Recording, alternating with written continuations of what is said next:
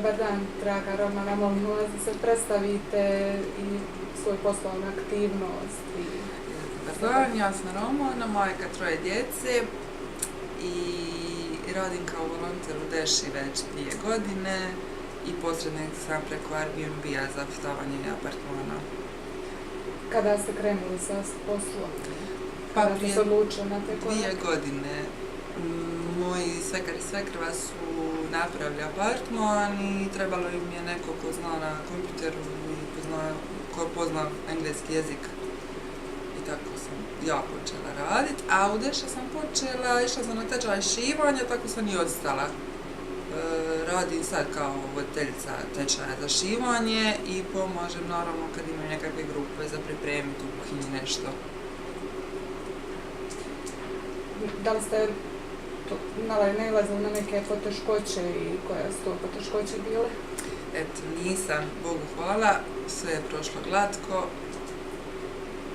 nikakvih poteškoća. Što ste po struci i koje su najkorisnije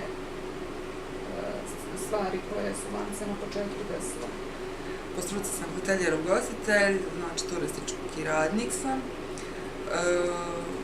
Jedino mi je pomoglo znanje engleskog jezika i poznavanje kompjutera. Kako odrađujete svoj posao? Svoj posao odrađujem od 0 do 24. Imam, znači, 3 male djece i žongliram između njih i posla. Evo sad ste spomenuli žongliranje između posla i privatnog života, pa nam možete nešto više reći o tome kako održavate balans između posla, privatnog života i vaše obitelji. Koliko znam, majka ste 3 djece, kako uspijevate sve to postići? Jako teško. Nije lako raditi, ima djecu i brinuti se o kući i skuhati i očistiti, to kogod reče da je lako, nije. Još ako imaš pomoć pa ti je lakše, ali evo ja nemam pomoć, nažalost, sve radim sama.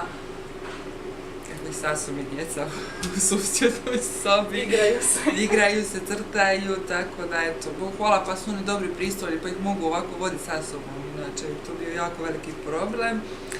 Doma kad sam na kompjuteru, znaju prigovoriti da im ne posvećujem dovoljno pažnje, a sad svi hoće novu igračku, a ta igračka poteže, znači moj posao sve vodi jedno drugome. Znači ja moram raditi da bi njima obezbijedila sve što oni žele i hoće.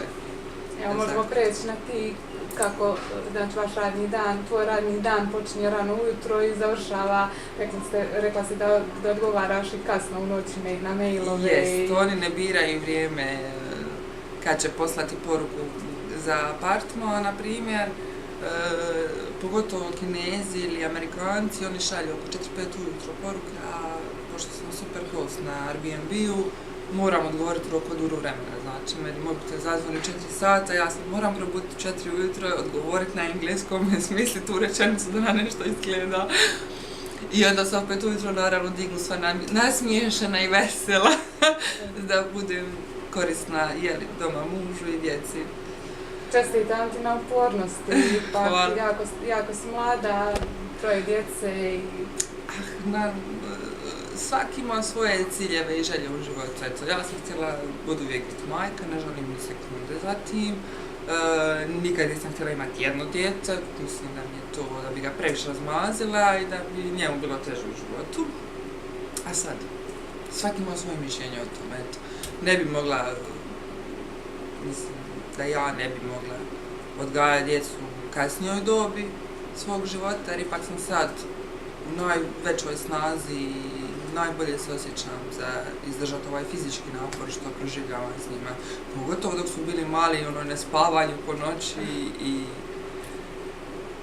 teško je to bilo, ali eto, kažem, možda je bolje da sam sad to odradila dok sam mlađa i sad ću samo uživati u njima i to je to. Onda te nećemo zadržavati više, hvala na intervju.